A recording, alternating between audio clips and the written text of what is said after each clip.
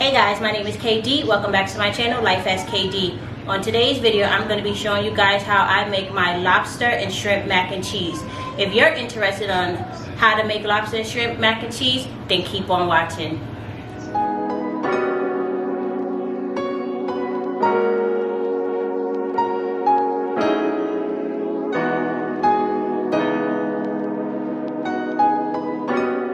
You don't want it like this in your mac and cheese, so you just want to take a knife and cut them in chunks.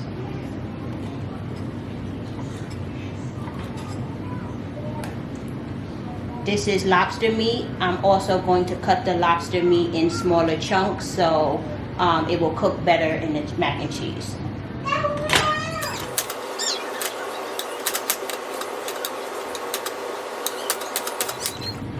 Okay guys, so I cut up all the shrimp, I cut up the lobster meat, and then I have some lobster claws which I'm going to use for decoration of the plate when I put the lobster mac and cheese in the oven to bake. As well as I have a pot of water boiling. I heavily salted it, and now I'm adding some grapeseed oil. You can use oil of your choice. I prefer grapeseed. It's very important when cooking time management. So before I start on my cheese sauce, I want this to come to a rapid boil. Once this starts boiling, I'll put the penne noodles in to get it al dente, because you don't want to cook the noodles all the way through because it will cook in the oven. So once this starts boiling, I'll put the noodles in. Once the noodles go in, I'll start on my cheese sauce so both of them can be done around the same time, and then we'll go from there. Now the water is at the rapid boil. I'm going to be using penne noodles.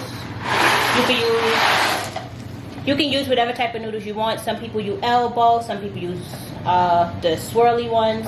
I just like penne for this. I'm going to cook it al dente, so approximately 9 minutes. And while this is cooking for the 9 minutes, I'm going to get started on my cheese sauce. So I'm turning this pan on. I'm going to put a little bit of oil to get the pan nice and hot, and I'm going to saute some garlic. So I'm going to use some minced garlic, and I'm generous because I like garlic. Add a scoop of butter, and I add butter to give a little bit more flavor. And I'm going to add some flour in here to start the roux. And I like how butter melts the flour down opposed to oil. So I use 1 tablespoon of flour. And you want to cook the flour to take away that raw taste. So that's going to take around anywhere from 3 to 5 minutes. So once that flour cooks down, I'm going to add some heavy whipping cream, which is the base of my cheese sauce, and then I will show you guys what cheeses I'm going to add in next. Get my heavy whipping cream.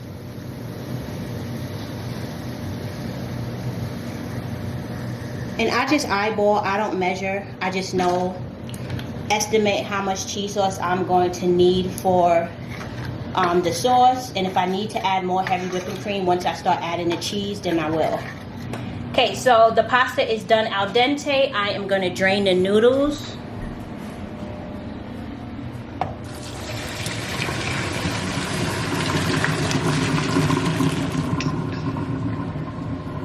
I shock the noodles with cold water to stop the cooking process.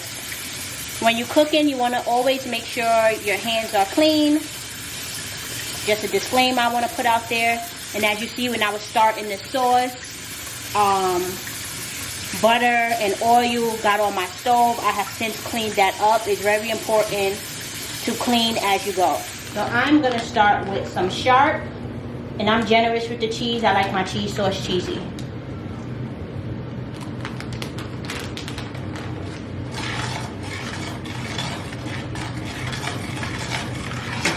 Then I'm going to go in with some mozzarella.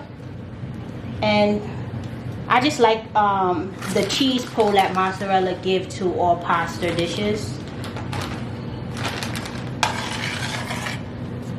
Make sure when you're doing this, you have your stove on like a low medium. You do not want the cheese sauce to burn. But then you will need to start over from scratch. I'm gonna add some Colby Jack.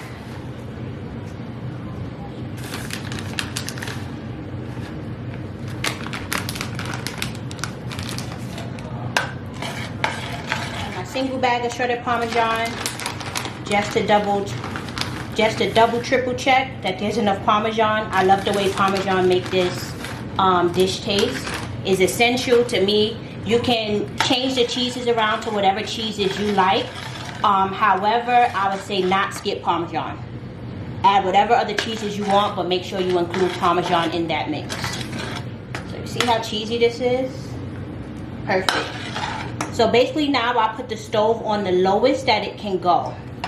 And now I'm going to season the cheese sauce. I put a little garlic salt. And unfortunately, guys, I can't tell you any measurements. You know, I just sprinkle until my ancestors tell me to stop. I'm going to use a little Cajun street seasoning.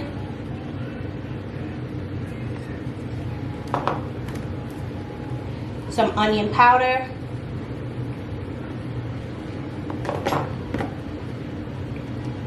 Some garlic powder.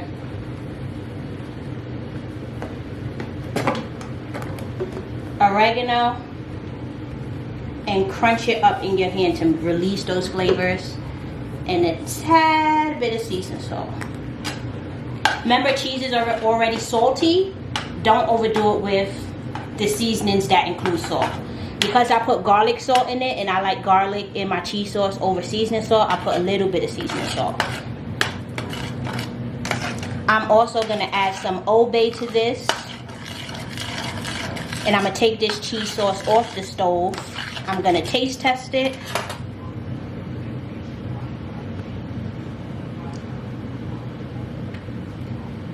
And it's perfect.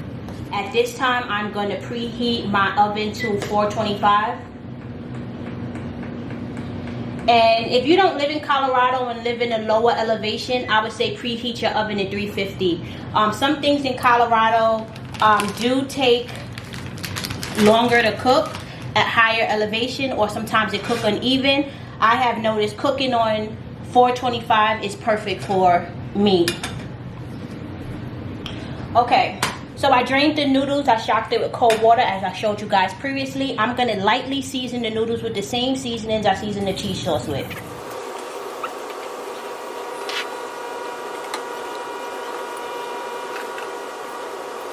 I forgot to add paprika to my cheese sauce, so I'm going to add some paprika to my cheese sauce now, as well as add it to the actual noodles. Struggling over here.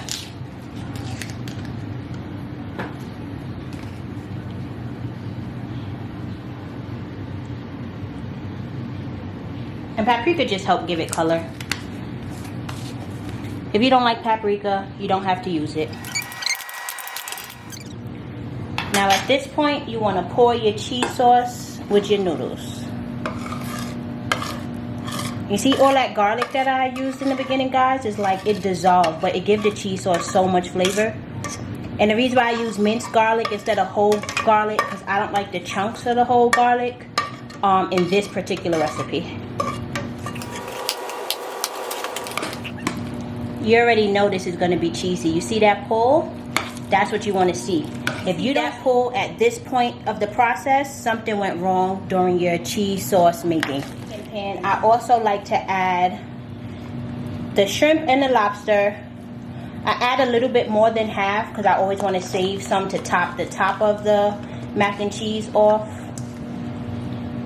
So I'm leaving this for the decoration of the top. Now I'm going to mix this.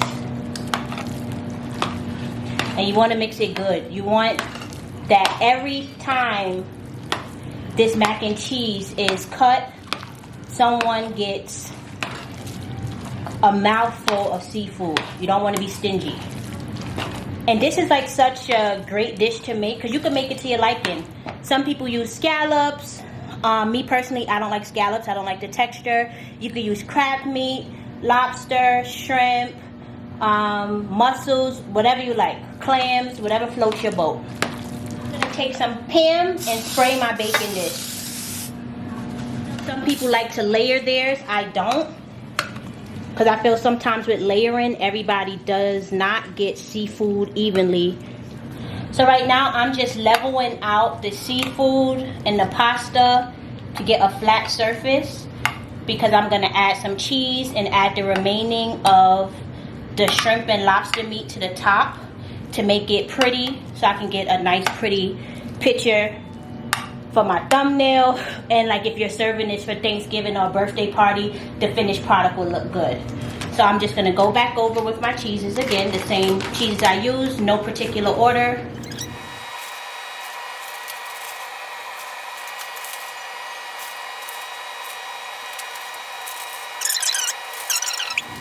So since this meat is not embedded, I'm gonna lightly season this. You didn't see me season that because that mixed in with the cheese sauce. I didn't want it to make it overly salty. This is not getting mixed in with the cheese sauce. So you want to season it because if you don't, it's just going to taste like fresh sea. If you like that, hey, more power to you. I don't. I like every level of my food to be nicely flavored. So this is the decoration part I was telling you guys about. I stick that down like that.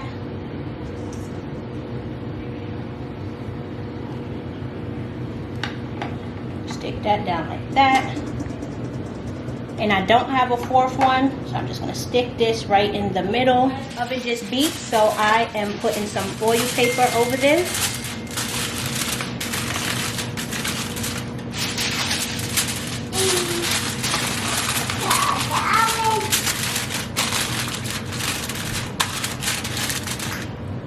I'm gonna put this in the oven to cook for 30 minutes. With the cover on, and then the last 10 to 15 minutes, depending on your oven, I take the cover off. So I just set the timer on my oven to 30, and when that rings, I'll be back to show you guys. In the process of cooking, you accumulate dishes. You want to clean as you go. So right now, I'm getting ready to start washing these dishes. And by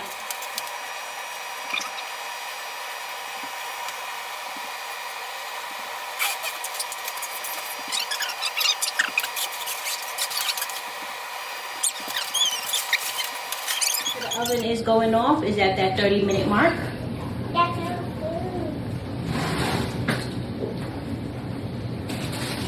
Back up, Lexi. It's hot.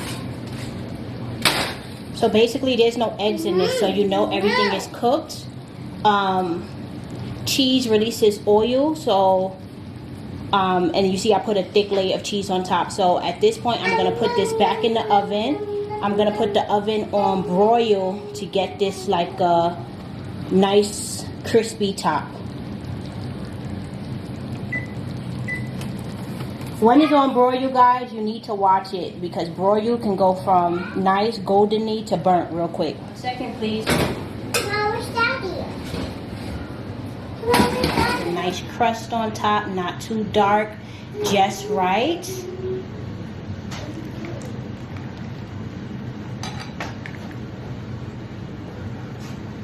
Look how saucy that is. Turn it. Ooh, yes. La la la la. Yeah. Go on. Yeah, good. So guys, thank you for watching Life as KD, chefing with KD today in the kitchen. Don't forget to like, comment, share, and subscribe. And I look forward to seeing you guys in my next video. Yes, Goody. Yes,